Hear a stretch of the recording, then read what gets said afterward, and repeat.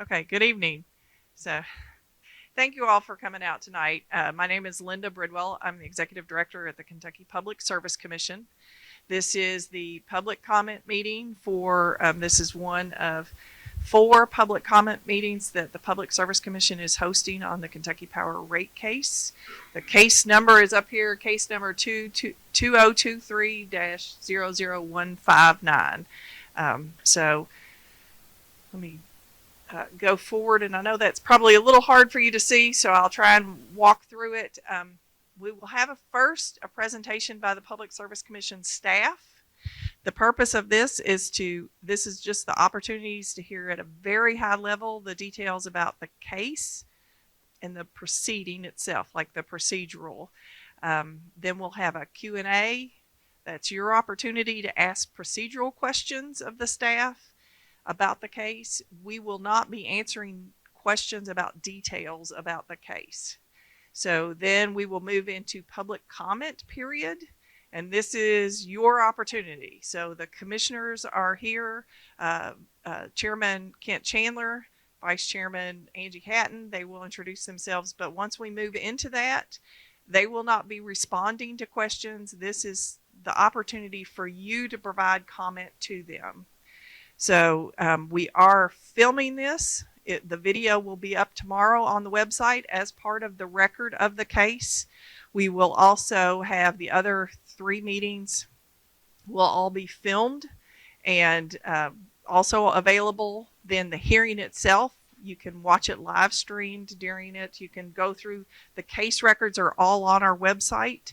All you have to do is search for that case number, and you can read through all of the testimony, everything in the case records. So this is your opportunity to make your voices be heard to the commissioners.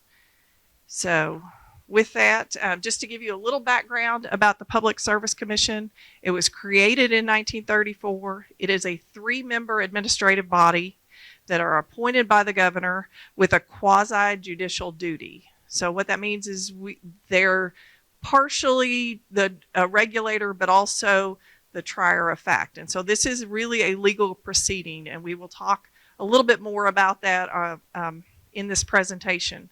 We regulate over 1,100 utilities in the state of Kentucky.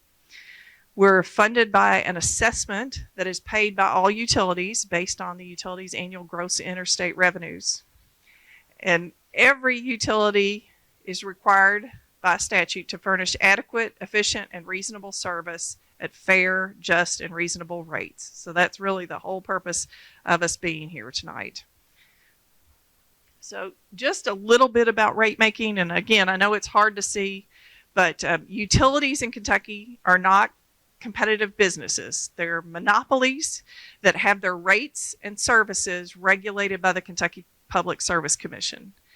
Historically, there was a concern around duplication of the same service, or because of the high investment costs required to provide utility service, they did not want to have duplicated service.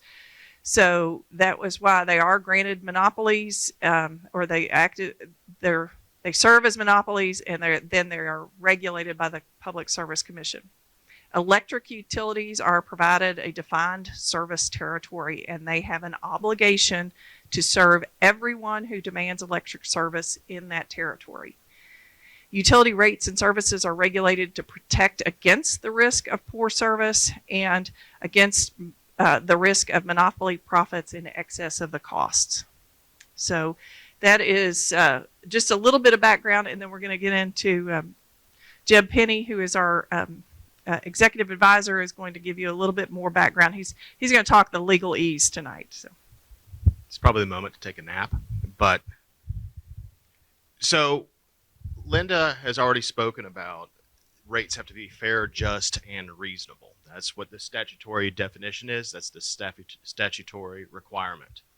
Now, for the process for rate changes, we reference KRS Chapter 278-190. Now, under that statute, when a utility files an application for a change in rates, like Kentucky Power has, the commission may suspend that application and investigate the rates. The commission has suspended Kentucky Power's application and is investigating the rates. In this, the utility bears the burden of proof to prove that the rates are fair, just, and reasonable. So you might think, what is fair, just, and reasonable, because most likely you all are consumers. Well, you want to make sure that there is at least a floor under which the commission cannot set rates. So when the commission is setting rates, they must set rates that allow for the utility to provide for adequate service, give them enough money to maintain their system, improve it, repair it, maintain its financial integrity, meaning pay its bills, pay its employees, pay its expenses, reinvest in the system, and also to attract investors, meaning either stockholders, or also be able to get loans on favorable terms. Think about it: if you have a credit score that's low, you can't get a loan on as good of terms as if it's higher. So utilities, especially for these investor-owned utilities, have to have rates that are sufficient to allow that. The reason that this is the floor is because the United States Supreme Court, as well as the Kentucky Supreme Court, says if you do not have rates that allow for this, that it's unconstitutional. So the process in and of itself under that KRS 278-190 and the regs that do it, that are enacted to set up the procedure, the utility files their application, including written testimony. Linda said that the application in the entire case file is on the commission's website. If you have trouble sleeping at night, I suggest that you read it. It's long, it's involved, and it's very technical. But it's the utility's first attempt to justify their rate increase.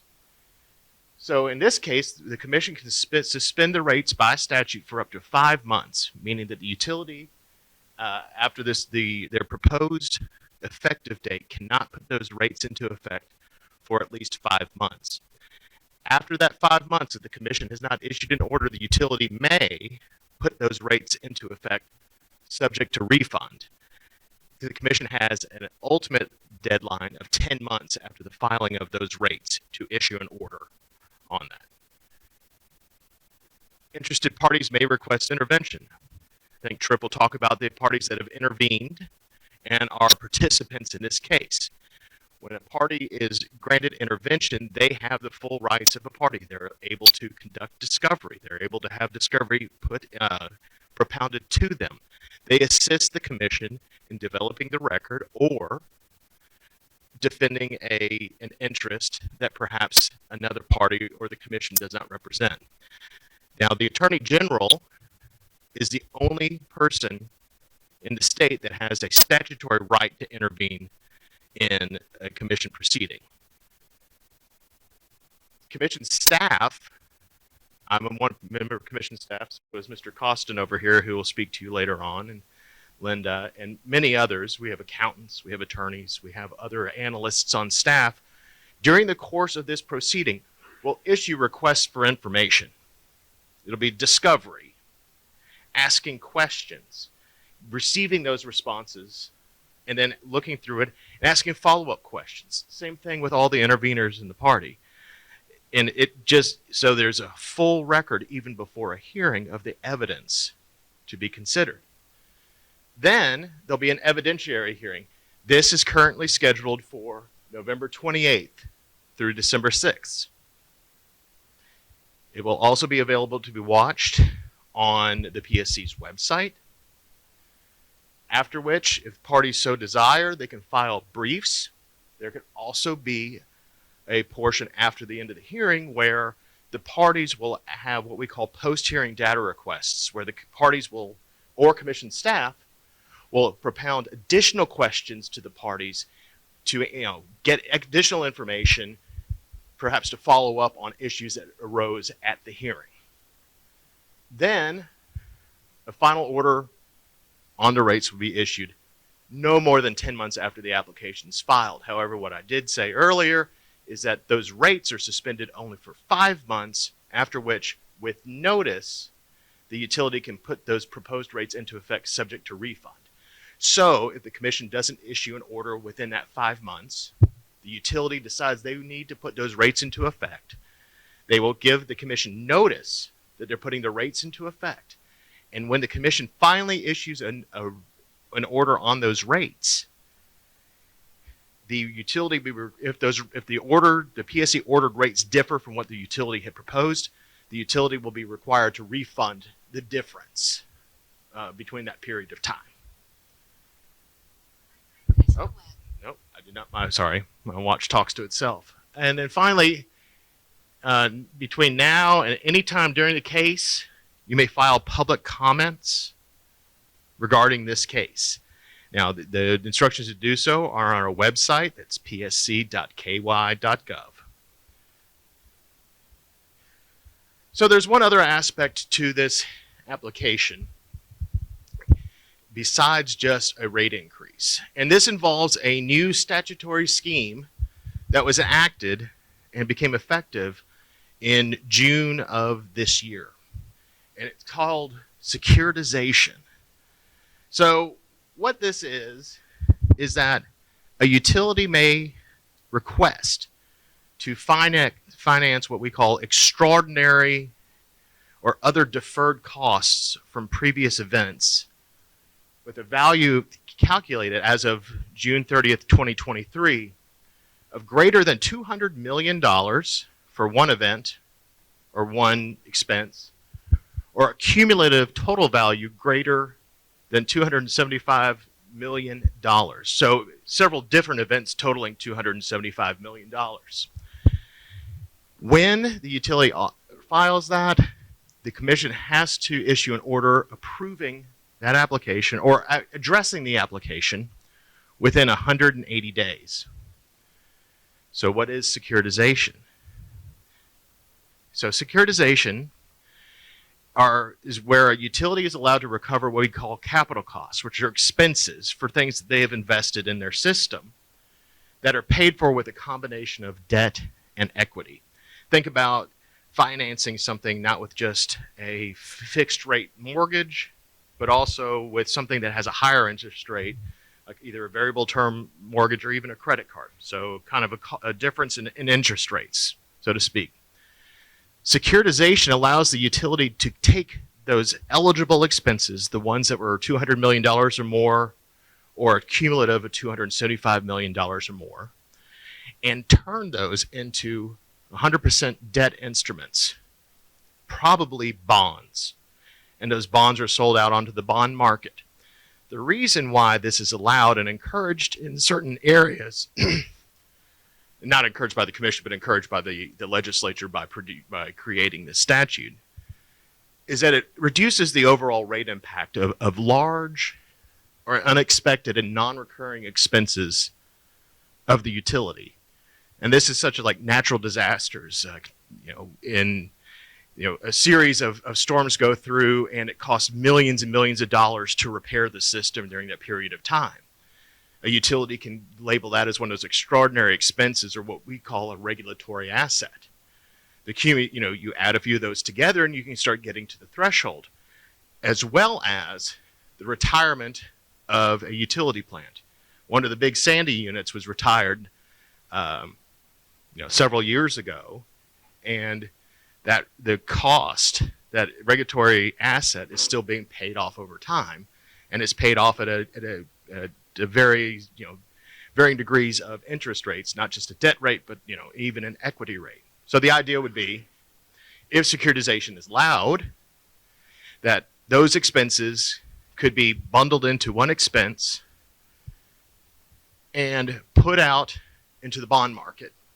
And so people would buy the bonds, and those bonds are paid off by a little line item on the utility bill until the bonds are paid off. So in this application, the utility is required to have a description of the extraordinary costs. Like I said, it could be one that's $200 million or a cumulative of over $275 million.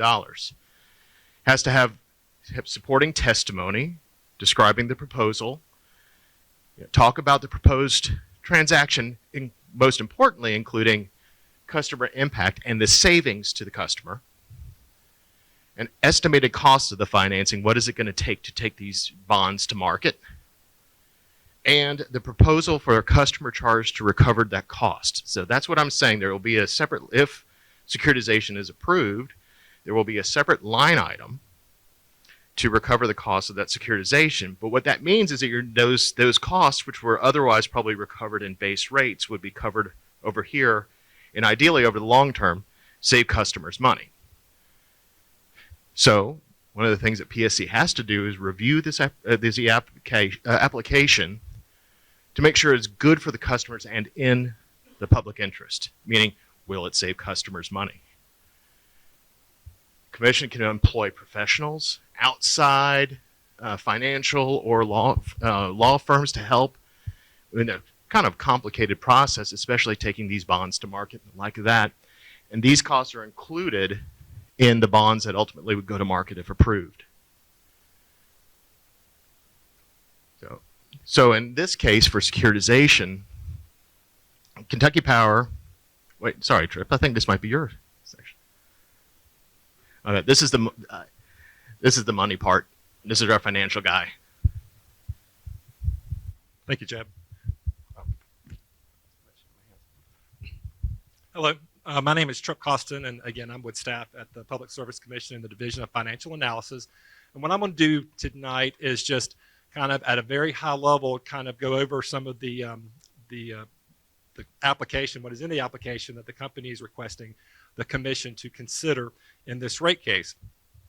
And I'll start by saying that the company has asked the commission to consider approving and the authority to increase its base rates by approximately $94 million, about a 13.6% increase over what their current revenue requirement is currently. Now, what that translates to when I say base rates, that is the rates that are paid by the customers need to cover the cost of the expenditures of the utility. So what is being looked at here in this case, in the application, we'll be looking at the expenditures that are presented by the utility, what they believe are needed increases, and then the commission will consider that in making the determination. So another part of the application, Jeb just went over securitization and kind of explained it. Well, in this particular case, the company is looking to establish a securitization rider, and they are asking for $471 million in regulatory assets to be included in the securitization rider. In addition, they are also looking to establish a distribution reliability rider. And what this rider is meant to do is to address operational and maintenance expenses associated with certain projects that would improve reliability and resiliency within their system. Tree trimming, making sure inspection, monitoring poles, things like that is what this particular rider would be addressing. So there's additional things that the company are looking at when their tariffs. Tariffs are designed, each of the utilities are required to keep tariffs on file with the commission, and what those tariffs represent is what the utility is allowed to charge their customers and in the manner that they're allowed to charge the customers. So they are asking for certain tariff revisions in their application. One of them is that they are proposing that they establish a seasonal residential service option. What they're saying here is that they are looking at setting a rate, a kilowatt hour rate that you would pay for the winter months. That would be a little bit lower.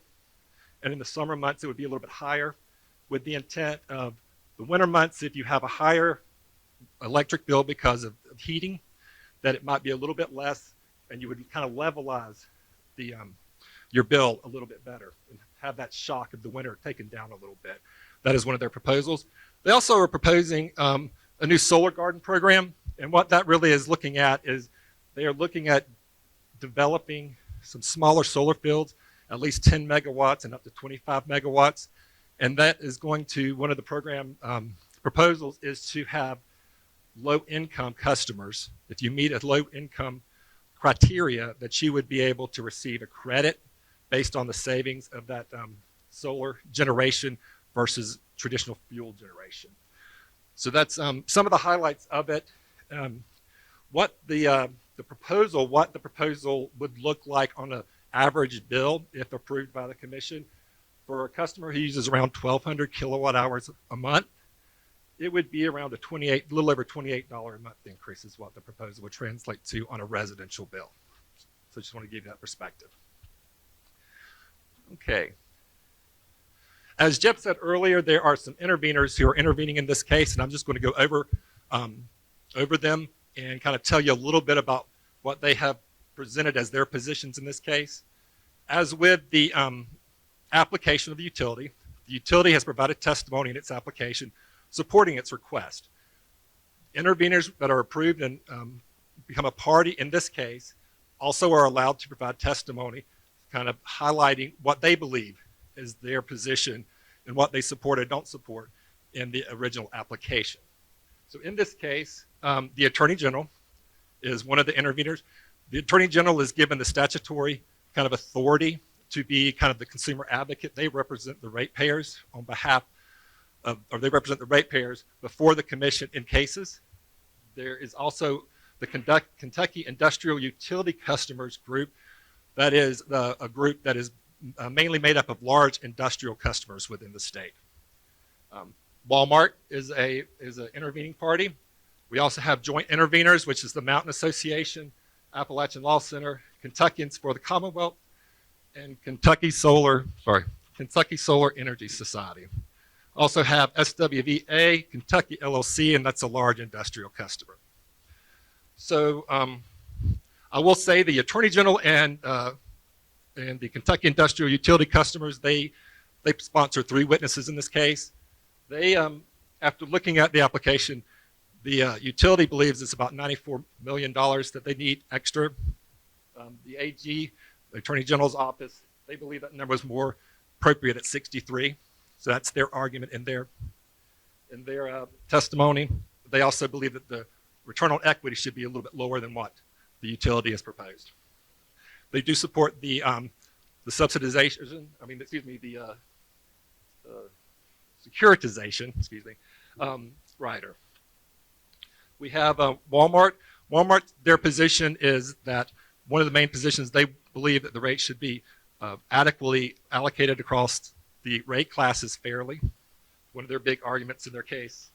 We also have the joint interveners who provided 3 witnesses.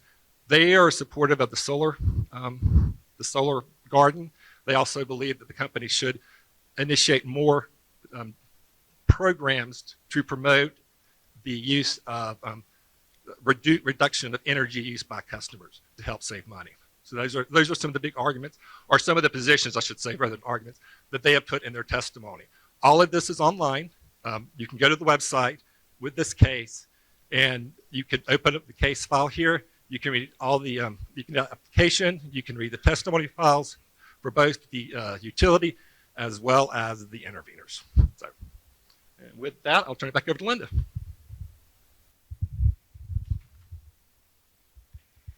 Okay, so what are the next steps after tonight? So as I mentioned at the very beginning, there are 4 public meetings. This is an opportunity again for customers or concerned citizens to comment on the case.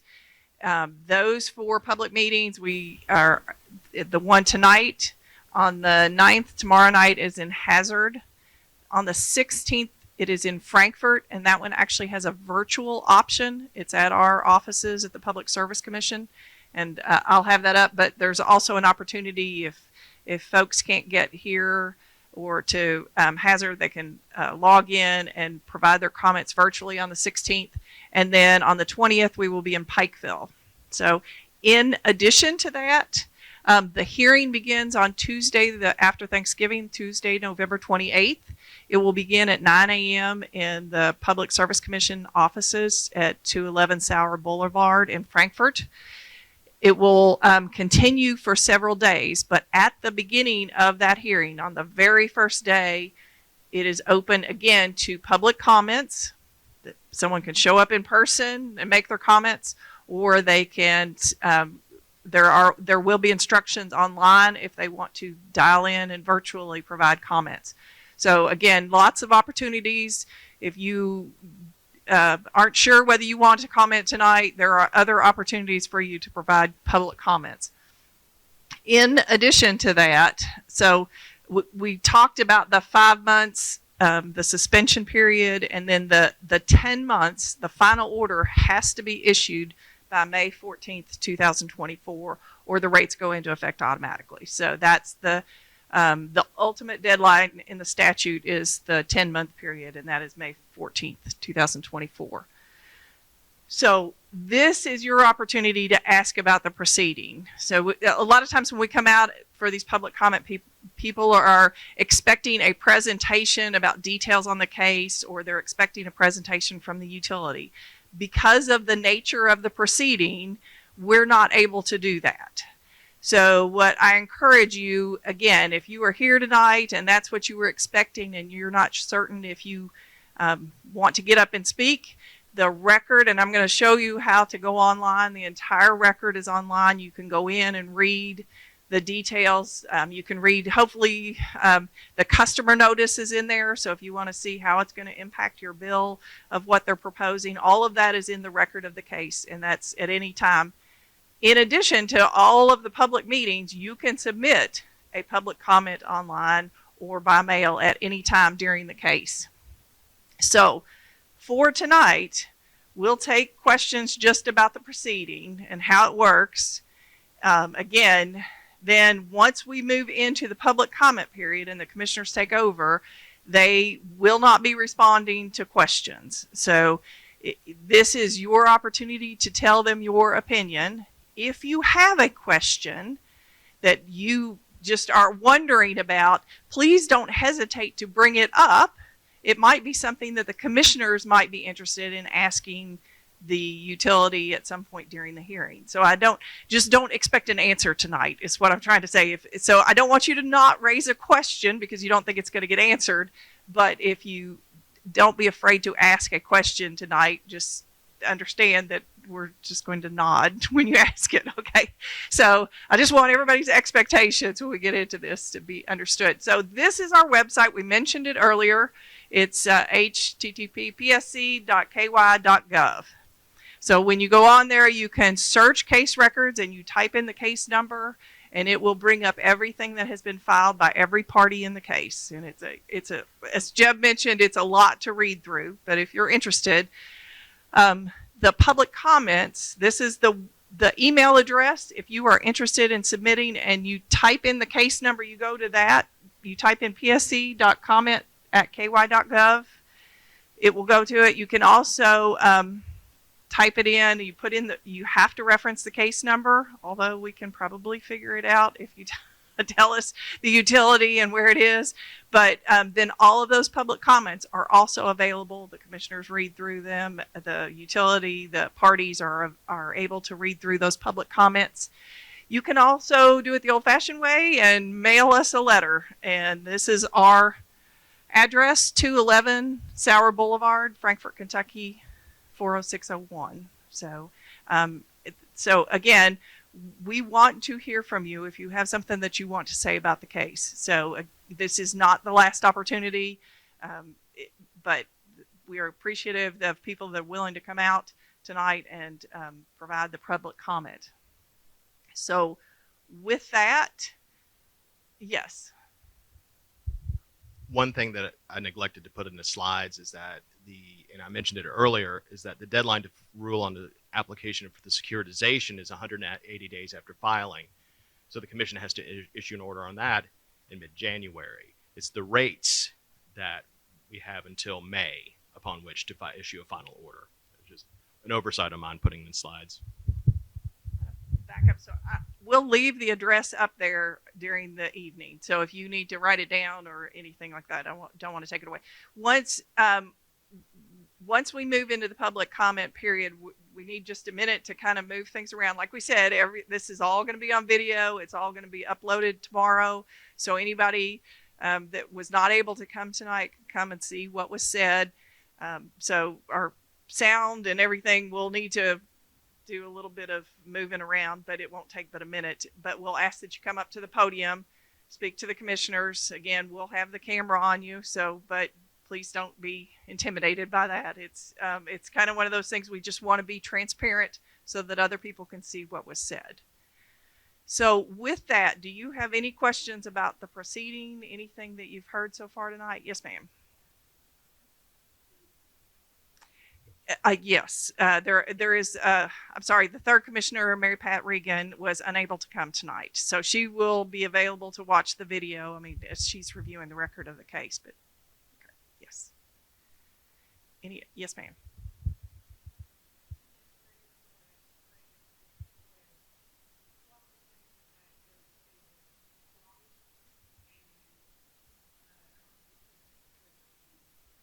Okay, that would probably be a question that you want to ask during the public comment period. That's not going to be something that we're going to be able to answer tonight. That would be in the details of the case.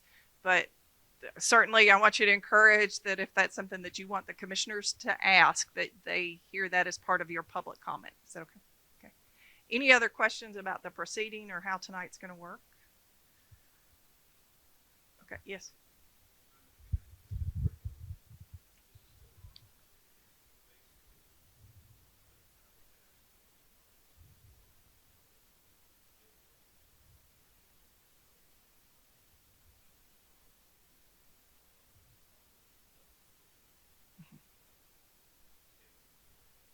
Yes.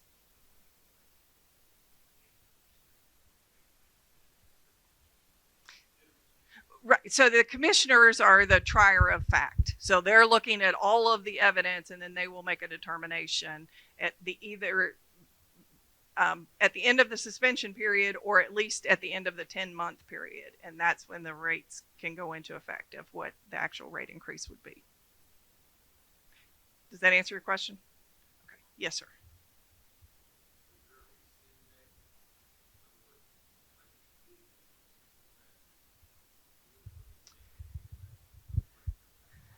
Okay, so if at the end of the suspension period, they put the rates into effect subject to refund, then whenever the final order is issued, they usually have, I think it's like 60 days. It's what'll be in the order. So whenever the rates get issued. Does that answer your question?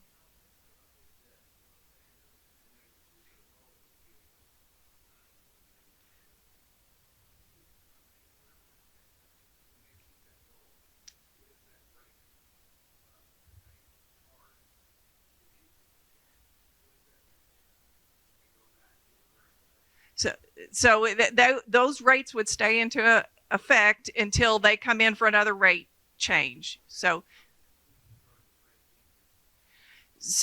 there are a couple different things. The utility can make an application to decrease their rates, or if at any point the commission believes, based on some evidence, that they can order the utility to come in and file a rate application.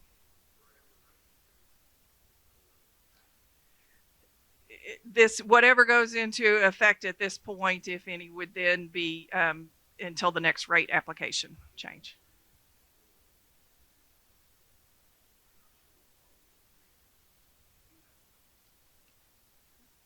So, okay.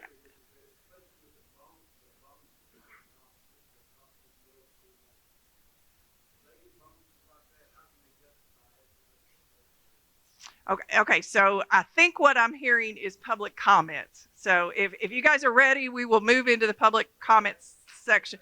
Okay.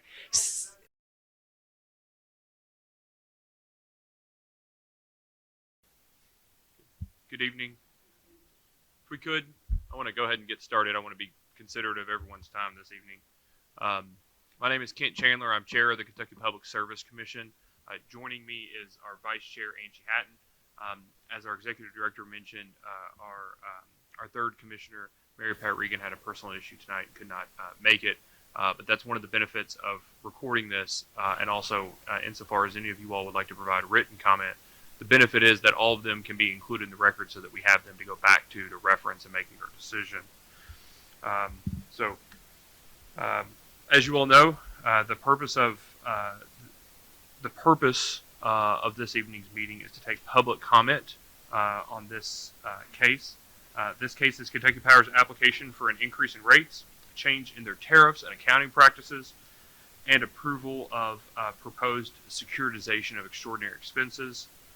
To reiterate the point that was made earlier, the role and the obligation of the Commission is to ensure that the application by the utility does or does not meet the legal standards applicable to that application. including, in this case, whether the rates that they propose are fair, just, and reasonable. We understand that in any proceeding of this type that there are strong feelings and opinions. I ask that as you provide your comments today, that you be respectful and mindful of the time limit for each speaker. We are here to listen. The utility is not presenting during the public comment meeting, and neither are any of the interveners in the case. The utility and other parties have their opportunity to make their case during the rest of this matter. This is an opportunity for customers of the utility and the public to state their positions, concerns, and to provide the Commission comments for our consideration in making our decisions in this case. Again, the Commission is here to listen. During today's comment session, we cannot answer questions. The Commission is the fact finder and decision maker in this case, and as such, we are unable to comment or speak to the process or substance about the pending application. Nevertheless, the questions that you ask may be of assistance to us and our staff in adjudicating this case. If you have questions for the utility or any of the parties to the case, you may ask them during this meeting with the anticipation that those entities can later convey an appropriate answer outside of this public meeting. The utility is represented here tonight, and also contact information for the utility can be received by calling the Kentucky Public Service Commission from 8 to 5 any day. The number for the Public Service Commission is 502-564-3940. Given the number of participants that have initially indicated their interest in providing comments this evening, we'll be limiting the length of comments to 9 minutes apiece. We will let you know when you have 1 minute remaining. As always, written comments may be made to the Commission at any time during the consideration of the case, but we ask that they include your name, where you're from, and reference the case number, which in this matter is 2023-00195. What did I say? 159. I'm sorry, it's already 159. And as it shows on the screen there, they can be mailed to the Public Service Commission at 211 Sauer Boulevard, Frankfort, Kentucky, 40601 or 40602, or emailed to the Commission at psc.comment@ky.gov. I'll call folks in the order that they indicated their interest in signing up. I would note that I'm very bad at reading folks' handwriting, so I apologize ahead of time. I will get your name wrong when I call you, but just please bear with me. There's also an opportunity that if I've said your name so wrong that you didn't realize it was you, or you did not originally sign up to speak and you would like to speak, there will be an opportunity for everyone to speak tonight. So after I've run through everyone's names and we've gotten through everybody that indicated their interest, I'll ask at that point for anybody to come up and take their opportunity to speak.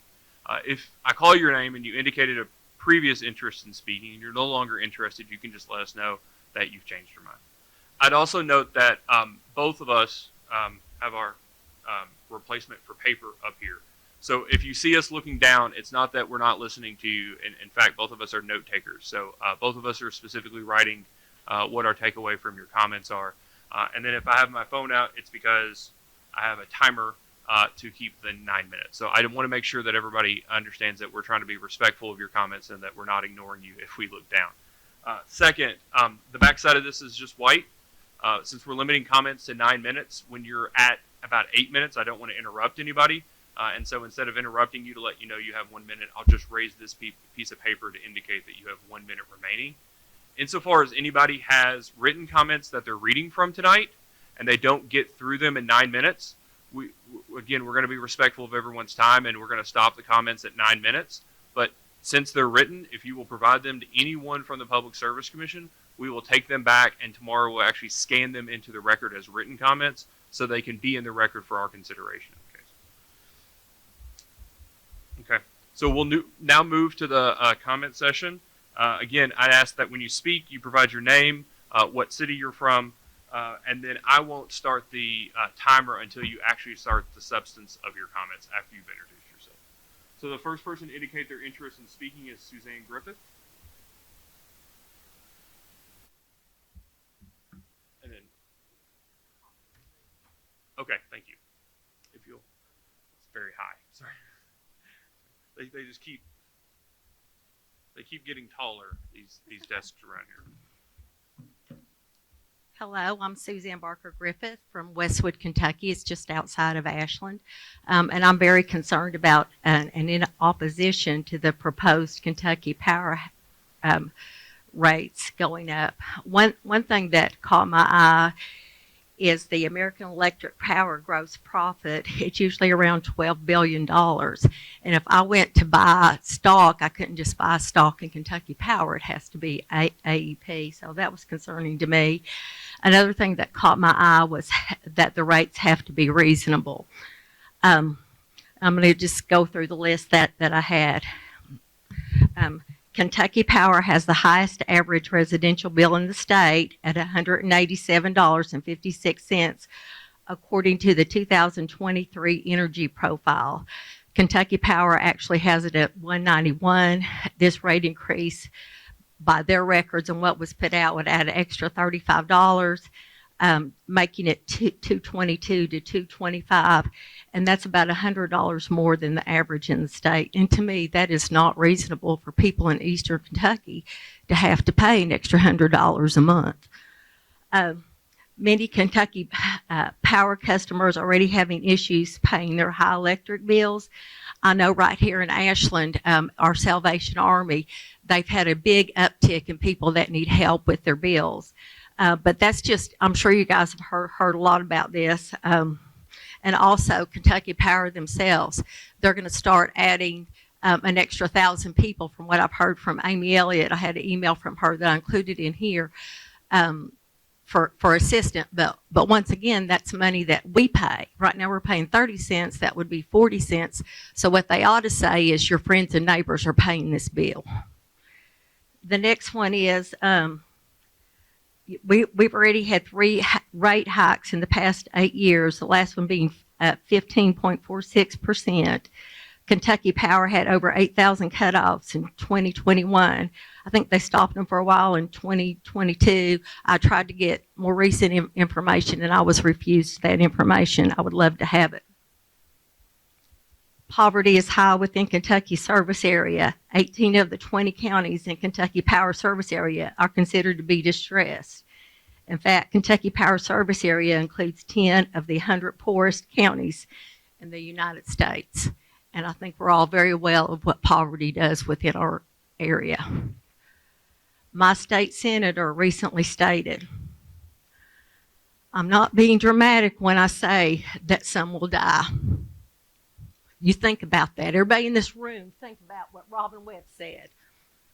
At some point, when the threshold gets to be where there got to be some decisions that affect their lives, whether it's buying medicine or buying power.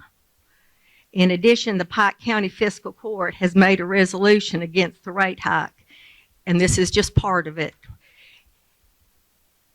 If this profiteering is permitted by the PSC, there will be an increase in deaths of our citizens. Guys, we're not playing. This is very serious when you're taking money right out of people's pockets and right out of their mouth and right out of their medicine chest. This is serious. My own experience at serving at my church, which is Fairview Baptist in Westwood, and having frequent conversations with folks has shown me how much the high electric bills over the past few years have hurt the budgets of some residents. In the years I've served at the pantry, I've never witnessed so many on fixed incomes with low incomes needing food assistance, specifically citing high electric bills. I've heard it over and over again. "Suzanne, what are we going to do?" I said, "Well, you're going to come up here and you're going to eat. That's the first thing." And then I have referred them where to get help with electric bills. And that's been very helpful.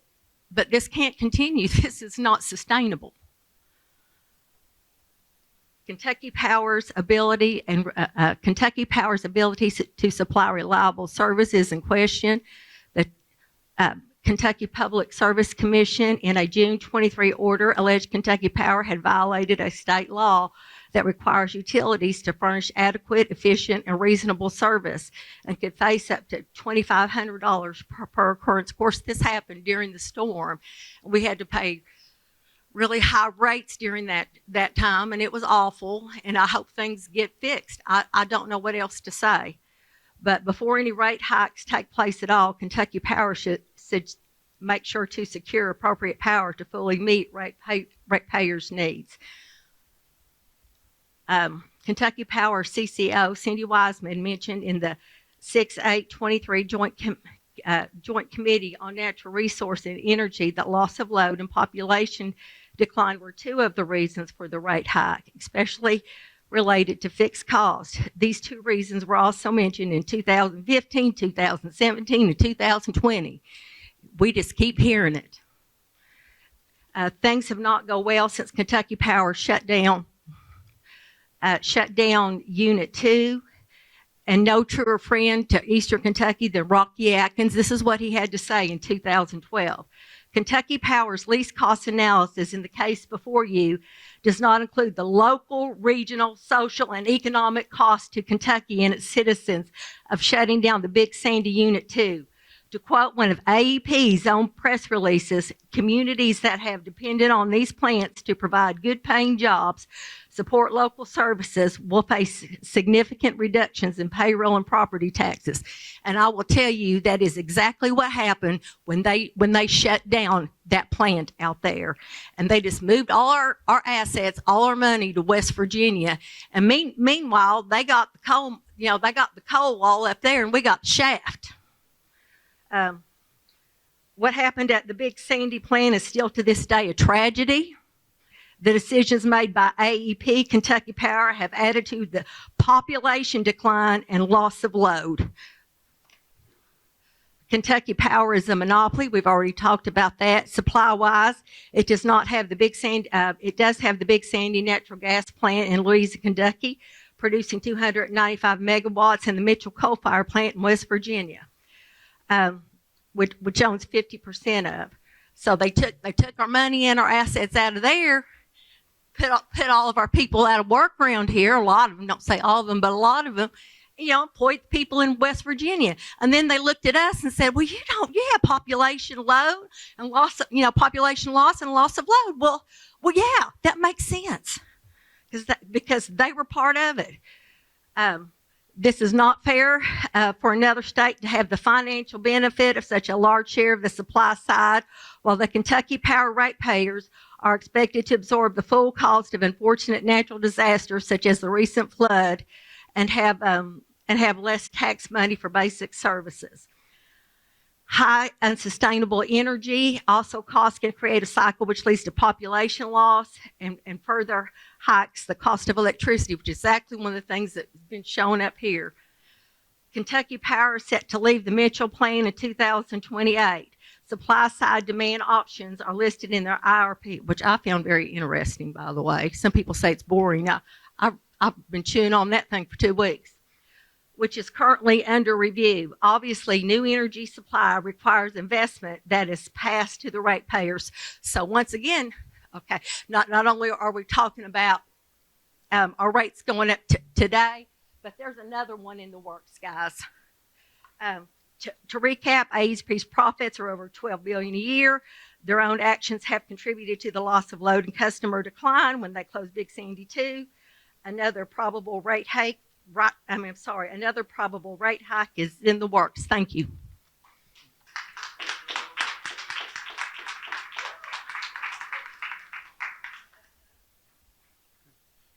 Just as an aside, Ms. Griffin, I'm breaking my own rule, the back and forth, but I'm not answering any of your questions.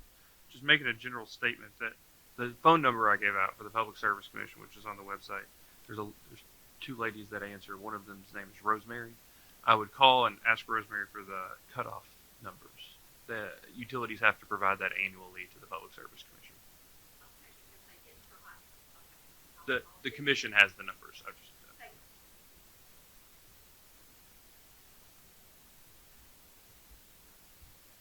The next individual is, let me get this. Last name is Gibson.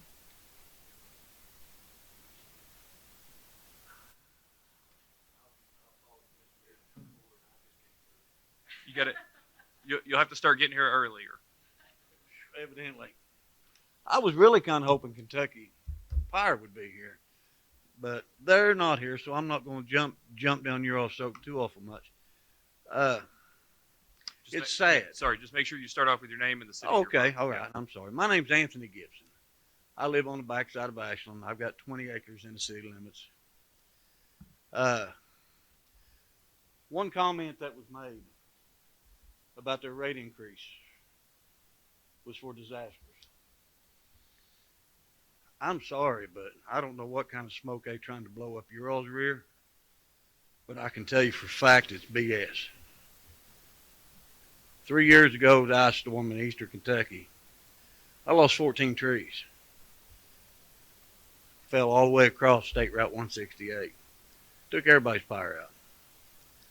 2 years prior to that, when we had lost a couple trees, tried to get them. I said, hey, these big trees, take them out before they fall. Take our power out. Oh, no, sir. No. We don't do that until a storm brings them down. Then the power company gets paid for cleaning it up. It's exactly what the workers told me. Had that nice big old Kentucky Power emblem right on the side of the truck, too. Bad thing is, you got a man in charge of a company. Last year, his salary was $16.2 million. $3.6 million of it was a bonus. Pure bonus. He got a $10.8 million stock option bonus. If they can pass bonuses out, and that's just one man. If they can pass bonuses out like that, they don't need no more money out of my pocket. I'm living on fixed income. I've got a brother-in-law trying to live on $1,235 a month. And they're wanting to raise his electric bill. I already have to help him. I've got a cousin that lives in South Ashland that I have to help him. I don't want to jump down your all's throat. But you're all Public Service Commission, appointed to serve us, correct? Right? Enough's enough. Serve us. Do the job we want. This is ridiculous. People can't afford to pay their insurance. They can't afford to pay for their prescriptions. You said it best. And I know for a fact, if they're going to ask for this extra money, a lot of it's going for bonuses. Because he's not going to settle for a $3.6 million bonus this year. He wants more. He's greedy. Plus, he wants more stock option. I bet if we check next year, it'd be $18 million total. Anyway, main thing is you all appointed by the judge to serve us. A board for us. Do your job. That's all we ask. Serve us. I could care less about Kentucky Power. Because when the power goes out, I'm the one that's got to pay the gas for the damn generator. Excuse my French. And we lose power all the time. Because they're not doing their tree reline service or taking these trees down. The only thing they worry about is the main power lines going through.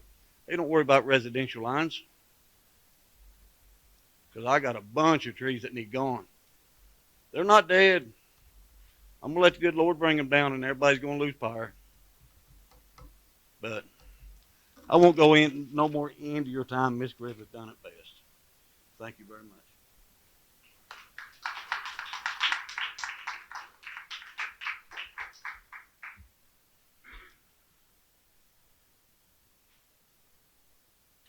Paula Bowling.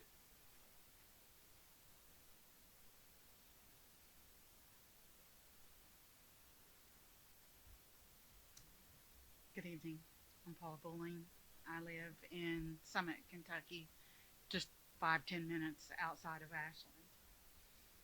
Ashland.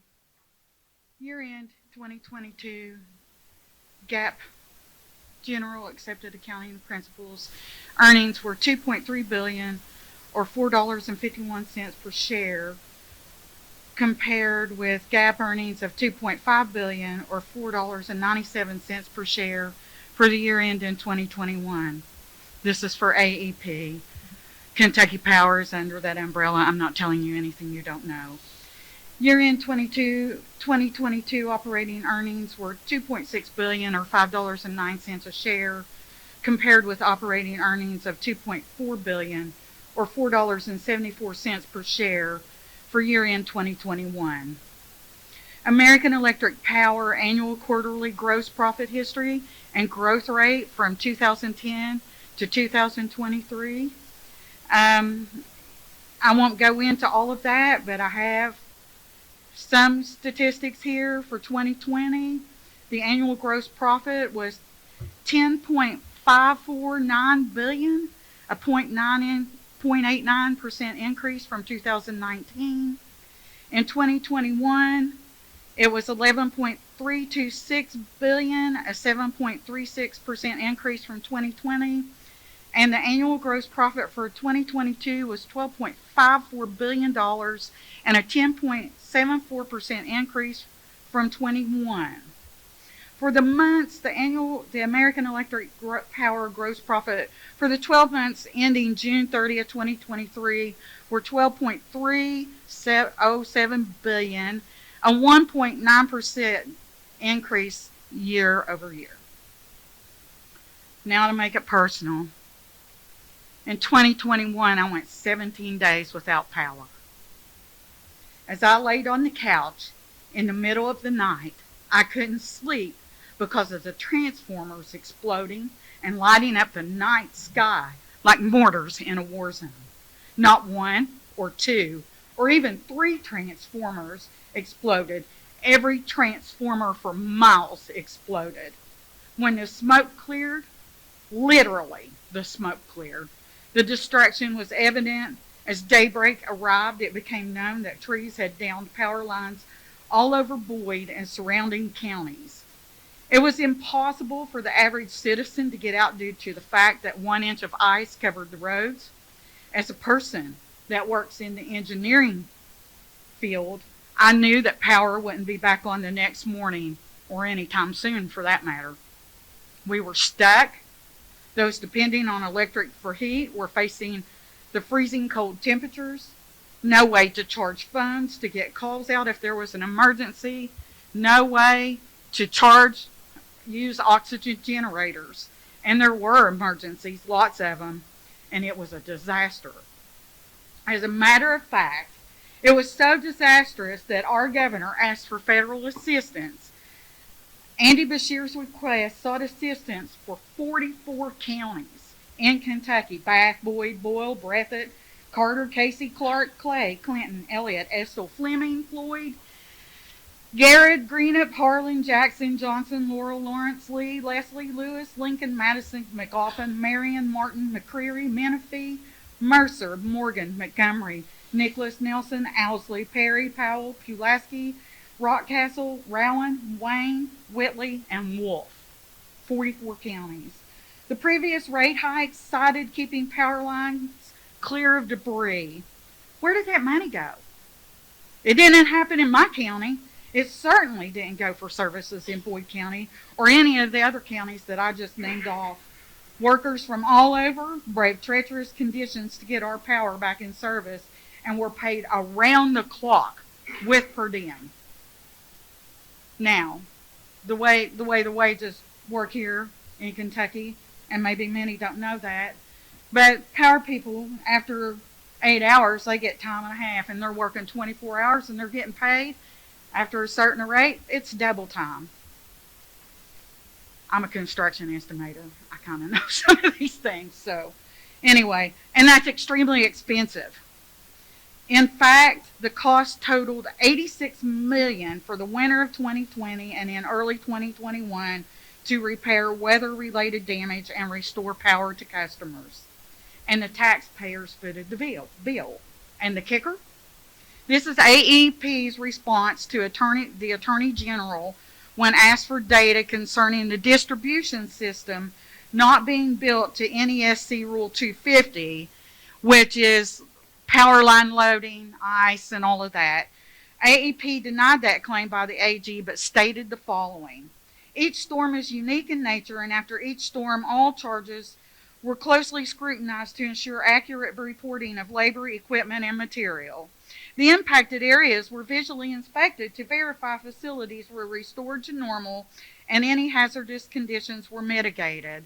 Some of the additional costs during the February 2021 storms were due to the fact that there were 3 unusually destructive storms in one period that caused ice to accumulate to nearly 1 inch on trees and power lines. In addition, due to COVID protocols, additional rooms and base camp trailers were needed to house employees and contractors. Further, they stated, no specific analysis were performed after these storms. However, Kentucky Power is taking steps to minimize storm damage in the future.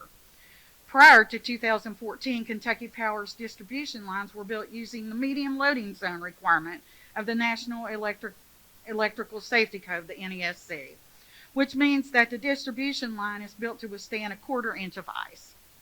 Although Kentucky is shown to be in the medium loading zone according to Figure 251 of the NESC, in January of 2014, Kentucky Power began designing the distribution lines to meet heavy loading requirements, 2014 now, which means lines are now built to withstand up to 1/2 inch of ice. It will take several years to replace or modify 210,000 poles and associated power lines to meet the heavy loading zone requirements.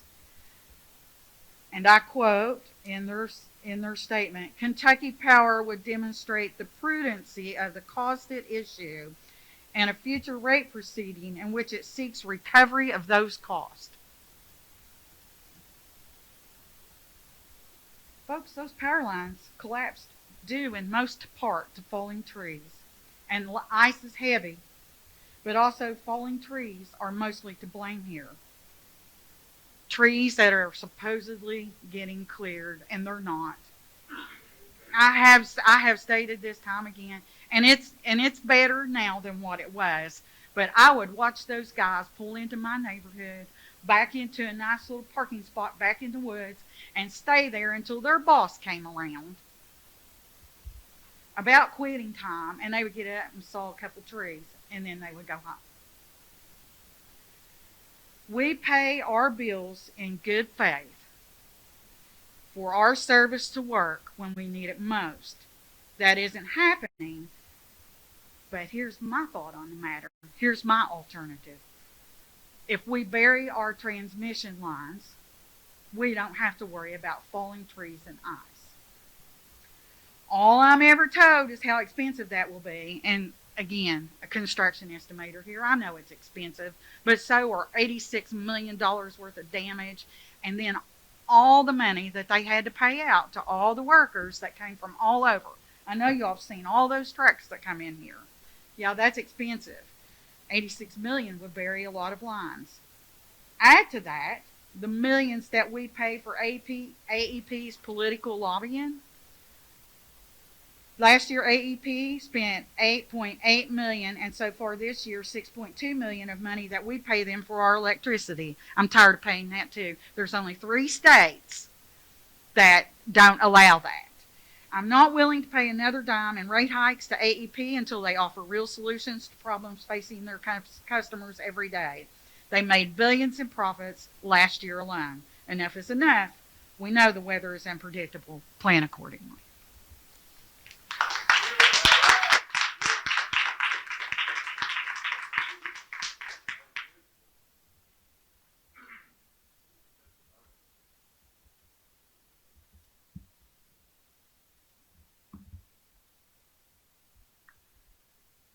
The next individual is Deanna Osborne.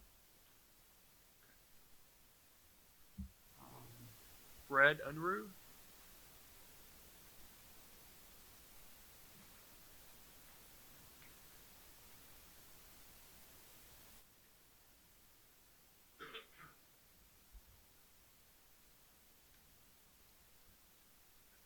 With all due respect, you guys said about everything that needs to be said.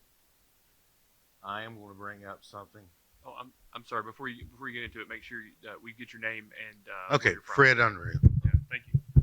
And they've really done a good job at saying what needs to be said. I've come to live on a fixed income, and so I have to budget.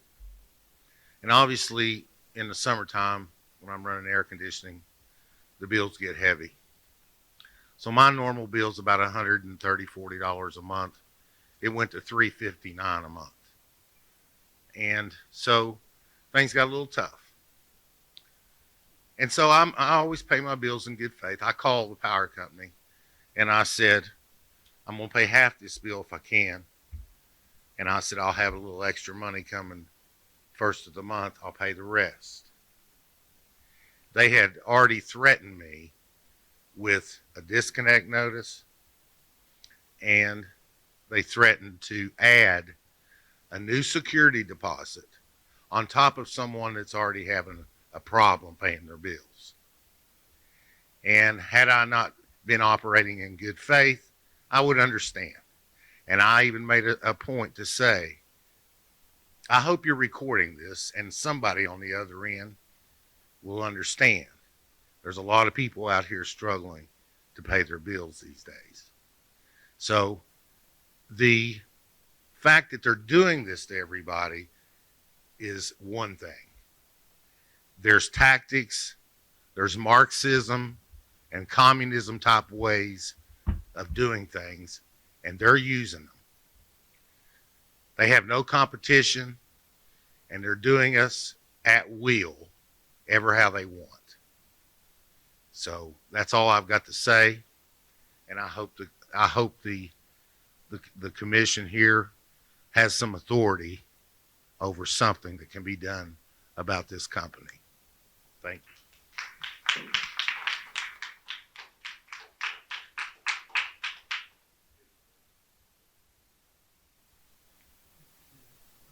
Bryn Martin.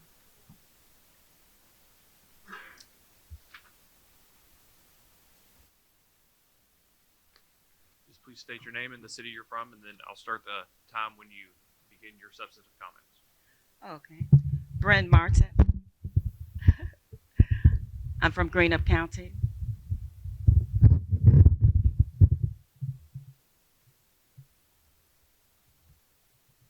Okay. Good evening. Thank you all for taking the time to hear us, to see us, to feel us. And some of us are lucky enough to be here because some of us didn't have to stay home to try to figure out what we're going to do with this upcoming winter to survive it. Just the way with things already are, just with the expenses they already have, just with the health insurance they already don't have, just with trying to provide for meals on the table for their family that they're already struggling to do. That so many people are already relying on SNAP and other benefits that so many are becoming, that's even becoming more difficult for them to qualify for. So some of us ate before we came, and we didn't have to worry about where that was going to come from.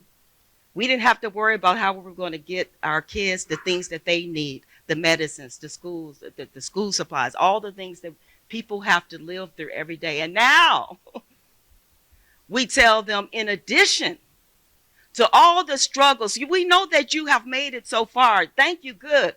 But what we're going to do with that, we're going to kick you down even lower. You haven't received some people, it hurts them to have to, and it shouldn't, because that's what some of these services are here for. But some people are really hurt when they have to ask for services to survive. And we should not put people that we say we care about, people in our Commonwealth, people in our states, in a position to constantly have to feel as though they're begging and ask for handouts while they're still just struggling and working. Some people are working multiple jobs, making minimum wage. And not only do we say, oh, keep on doing that, we don't want to pay you more money. We don't want to do that. It's okay to pay the CEOs more, millions, but we don't want to pay you more than $10, $15 an hour for all the work that you do. And that some people pull magic tricks to be able to survive month to month, trying to keep their dignity. And here our utility company that's living on billions of income coming in, want to try to tell people making minimum wage or slightly above that how they're not doing enough. They have to come up with more. Because we have some greedy people making millions who think they deserve more. More than these people, because I guess they think we don't matter. Our grandmas, our papas, our grandkids, you're saying they don't matter. Well, I'm here to tell you that they do matter. Our lives matter. They shouldn't have to beg to survive, especially when they're working hard every day, just like the people who, and some of them aren't even working as hard, getting millions. That's a disgrace. And I believe as our PSC, as people who want to hear us now. What do we say? Can you hear us now? Because every time we turn our back, even if we make it through this, another one is already trying to come down the pike. Even if we win this one, and while we're celebrating, oh, we came together, we did all the things they told us to do. We went to the hearings, we went to the trainings, KFTC offered and other people. We did all of that. And they heard us. They didn't go with our rates. And then meanwhile, another one is coming up. While we celebrating Christmas and New Year's and taking down our decorations, those who were able to celebrate, here comes another hike. We shouldn't have to worry month to month when another hike is going to be coming our way. They need some limitations on when and how they can do that. We need protection as citizens and not have to worry day to day about the next battle. Kentucky Power claimed that they want money for their shareholders. Well, they're owned by AEP. So they're raking in the cash like the folks around here are raking up leaves. And I'm sure they would rather make that trade. Let them come here and let us break in some of those millions. We'd love to have some millions. But the jobs and the career and some of the trainings that some of us have, let's face it, never going to afford that to us. And I really don't know what that CEO making all of these millions did to earn all of that. Do you? You work hard. You work hard. I know you all are working hard. Some of us will never make millions. Is that right? But we're getting an 18% increase in something that we need to survive. We're not even talking about the luxuries. We're not even talking about being able to afford the caviar and the big yachts that they can afford. We're not even talking about that. We're talking heat. Electricity. We need that, and we need it safely. I was playing a game with some of my colleagues, and one of the questions was, who dies the most? Do people die most from heat? Or do they die from the cold? Isn't that a terrible thing to even have to wonder? Now, you have a lot of senior citizens and families who might have to answer that question with their lives and find out statistically, it's the cold. So many people die from the cold. Only this is not a game. The stakes are high. The lives at risk are real. And we shouldn't put people through that just so somebody else can make some more millions. I mean, really. It's not fair to you. It's not fair to us. And I couldn't even imagine being in a position, even if I were making millions, to put something like that on other people. I can imagine that lack of humanity. So we're just asking, we're a community. We want to show them what humanity looks like, all right? Part of this is what humanity looks like. This is what community looks like. This is what advocacy looks like. And we shouldn't have to wait until we roll up, until people are burying people and showing up the graveyard going, okay, we're going to pray for you. Pray for us now. Pray for these changes to not impact us like this now. Let's use those prayers to take our power back and to make the choices that we need to make the difference. That's how we show we love them. Let's not wait until after. Kentucky failed to provide power during one of the biggest storms, Storm Elliott. And what happens? They turn around and say, oh, but we think we deserve a raise. A lot of people are working extra hours and they have to struggle and almost beg to get a raise. And I bet you it's not 18%. How many of you got an 18% raise? I would love to get an 18% raise. How much more time I have? I want to talk a little bit about poverty because You have one more minute. Poverty was the fourth leading cause of death, claiming more lives than homicide, gun violence, diabetes, or obesity. Long-term poverty was responsible for 295,000 deaths a year, or over 800 deaths a day. That's nationally. But here in Kentucky, we deal with so much poverty. I think about 20% of the kids and families are living in poverty. So many of them are living in food insecurity and other struggles. So many people are already being telling their kids, trying to brace them, we might not be able to do all of this for Christmas. We might not be able to get you what you want. We might not be able to get the toys and the extras. We might not be able to have all the food we want on our dinner tables. But AEP is asking for an 18% increase. So now I have to tell them, oh, on top of all that, we might not have heat. We might have to go to somebody else's house and see if they'll take us in for the holidays or for the next year. We shouldn't have to put people in that position. It's great when we have family to be for us, and that's what we have here. But it shouldn't be while others are making $18 million a year on our backs and our families' backs. And we're not going to stand for it, and we're not tolerating it. And we thank you for hearing us because we need to be heard. And we deserve to be heard. Thank you.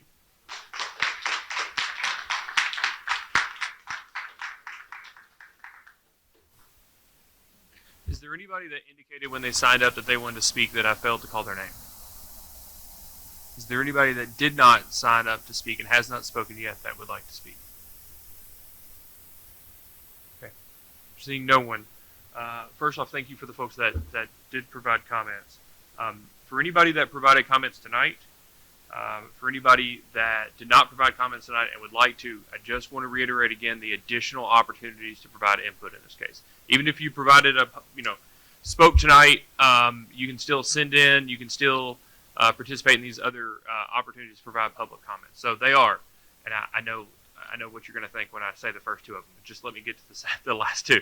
That there are two more opportunities to provide in-person public comment within the Kentucky Power Service territory. The next one is tomorrow night in Hazard, and then on November the 20th in Pikeville.